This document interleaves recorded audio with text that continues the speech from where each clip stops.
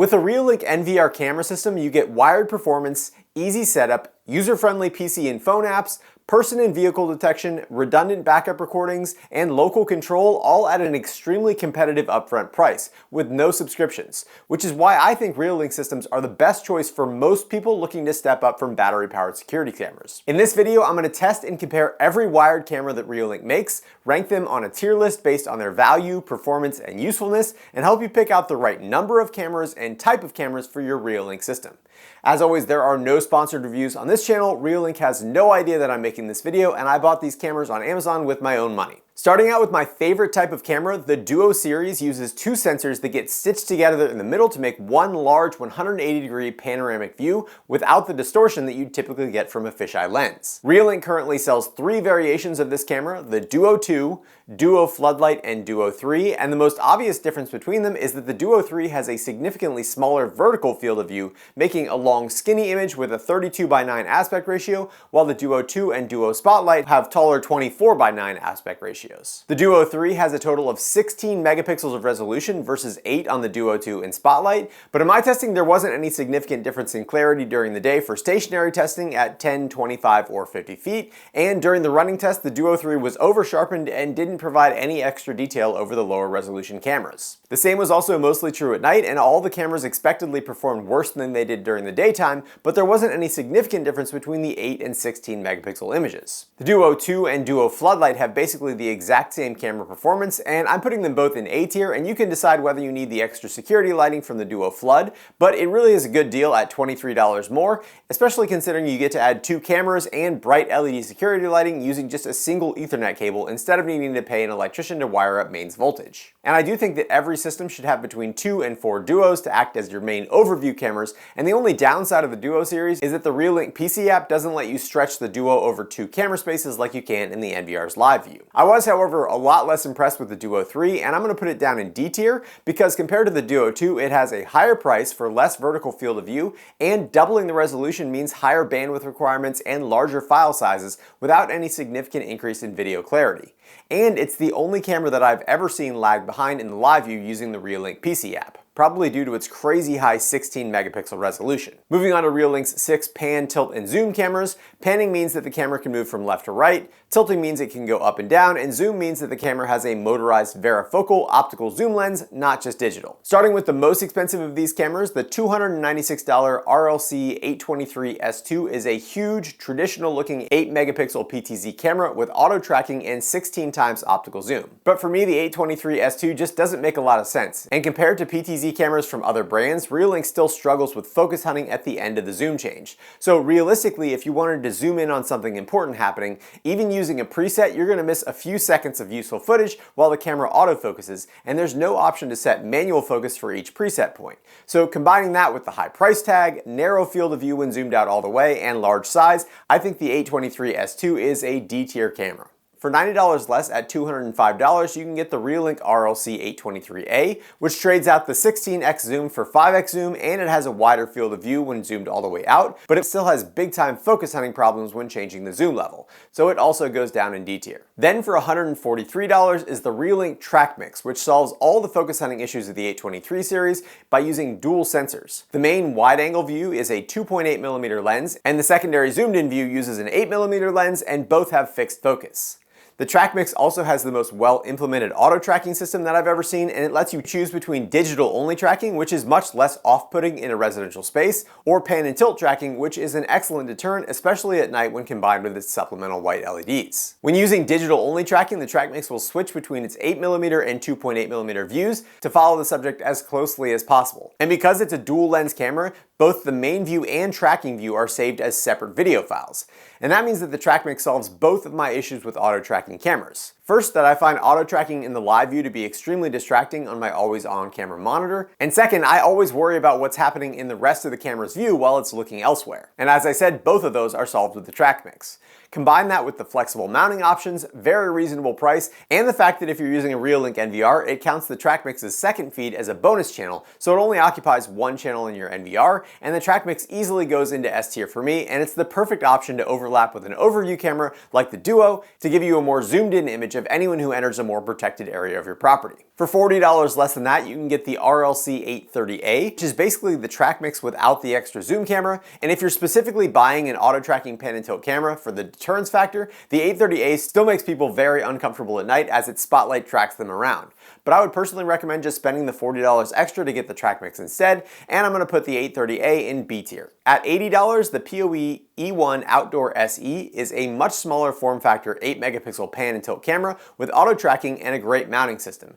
And if you're looking for a pan and tilt camera that's a bit more inconspicuous, this is probably the one for you. Compared to the Trackmix and the RLC-830, the E1 feels a bit cheap, so I'd make sure to mount it in a relatively protected location under your roofline, but it does have the same IP65 waterproofing as the other two cameras. The E1 has a good price and decent features, so it goes in B tier. And the last and cheapest camera in this group is the $76 RLC-81MA, which is basically their general use RLC-810A, but with motorized panning and auto tracking. And for me, this camera serves only one purpose, which is acting as a deterrent as the camera obviously follows people around. And you might ask why not get it if it's only $8 more than the non-panning RLC-810A, but the problem is that the 81MA has a fixed roll position, so you might not be able to aim it exactly how you want to. But even still, I'm not mad that it exists, and it does have some valid use cases, so it's going to go into C tier. And that means for the pan and tilt cameras, the overwhelming best option in my opinion is the Trackmix, which is the perfect size, can act as an obvious deterrent or track without movement, and doesn't have any focus hunting issues, all for under $150.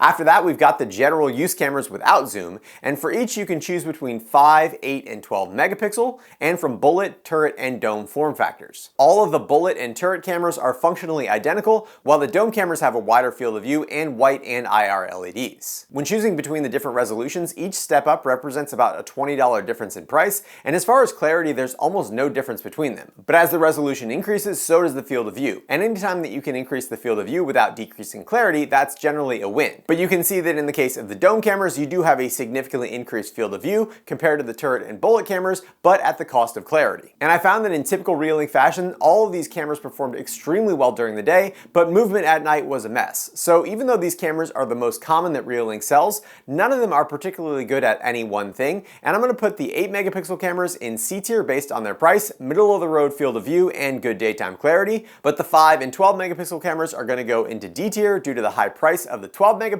and the low field of view of the 5 megapixel. After that, we've got the new CX lineup, which are general purpose cameras with much larger image sensors, making them suitable for color night vision in low light situations. The $72 CX410 is 4 megapixels and the $99 CX810 is 8 megapixels. And comparing the two, the CX810 is better in almost all conditions due to its increased resolution. And compared to the much cheaper RLC-820A, the CX810 has a wider field of view, slightly higher clarity, and less motion smearing at night, but it's also $30 more per camera. And overall, I haven't been that impressed with the CX410's overall clarity, and I'm going to put it down in C tier, but I think the CX810 is a significant upgrade and belongs in A tier. Next are the stationary varifocal zoom cameras, the RLC-811A, 833A, and 843A, which are useful if you're trying to get the best possible footage of a specific area like a door or a mailbox that's further away from your mounting location. The 833A only has 3 times optical zoom compared to 5 times in the 811A and 843A, but they all use identical 1/2.8 inch image sensors, so the image quality is almost exactly the same during the day, with the exception of the 843A being slightly over sharpened, but at night the 843A was consistently better than the other two and did a great job resisting smearing in the 25-foot running test, making it a really versatile camera for close-up identification for the most secure areas of your property. A tier for the 843A, which is also the most expensive of the three, B tier for the 811A with its slightly worse image quality but 5 times zoom, and also B tier for the 833A, which has less zoom but more affordable pricing. And that means that for the general use cameras, the CX810 and RLC-843A are the top performers, and it's a good idea to mix your color night vision and IR night vision to get the most information. So if you're planning on running your Duo 2 overview cameras in IR mode, then you should consider the CX810, but if you're going to use your Duo 2 in color mode, then the RLC-843A is better and has the advantage of 5 times optical zoom to dial in the exact field of view that you need based on your mounting location. And that leaves 3 more cameras that all fall into the miscellaneous category. The first is the RLC-81MA, which only costs $79 and has the same setup as the Trackmix, with one 2.8mm focal length lens and one bonus stream with an 8mm focal length lens. But it doesn't have motorized pan and tilt, and it doesn't have auto tracking. The 81MA's main camera is comparable to the RLC-840A, and like the 840A, it includes both white and IR LEDs, and it has two-way talk, but it costs $10 less, and it has that bonus zoomed-in view, making it an incredible value as is. But I think if Reolink updated the firmware to add digital-only auto tracking like the Trackmix, or to allow different picture and exposure settings on the two lenses, I think the 81MA would be Reolink's best camera. But even without that, it's still very useful for covering doorways where it's helpful to have an extra zoomed-in view. A tier for the 81MA. After that, you've got the 360-degree fisheye Reolink FEP, which is indoor only and meant to be mounted on the ceiling, and for what it is, it works extremely well, and the NVR and PC app allow you to de-warp with a bunch of different options, including quad view, which lets you focus on 4 separate areas of the room, and the recordings also let you de-warp after the fact into whatever method you want. It's got a very specific use case, but it does work well, so B tier for the FEP. And last is the Reolink PoE Doorbell, which at $78 is one of the cheapest and absolutely the best performing video doorbell on the market. However, due to the PoE requirement, I don't think very many people are going to end up using this version of it, and will get the Wi-Fi version instead, since it can be powered by your existing doorbell wiring, and it works just as well as the PoE version. So the PoE version is going to go into A tier, but if I were ranking the Wi-Fi version, it would go into S tier. So what does the perfect Reolink system look like? I would personally pair the RLN-410 NVR with between 2 and 4 duos to act as my overview cameras and cover the entire property's detection and observation zones. And then I would use a combination of Trackmixes and 81MAs to cover any entry points, 843As to cover areas like mailboxes or detached garages that need zoom, and CX810s to cover any spaces where the 180-degree footage from the duos doesn't overlap. As I mentioned before, there are no sponsored reviews on this channel, but I do have links down in the description for all the cameras that I tested in this video, and as always, I appreciate when you use those links, since as an Amazon affiliate, I do earn a small commission on the sale at no cost to you. I'd also like to thank all of my awesome patrons over at Patreon for their continued support, and next month I'll be giving away some of the cameras in this video to my patrons, so if you're interested in that, make sure to check out the links down in the description. If you enjoyed this video, please consider subscribing, and as always, thanks for watching The Hookup.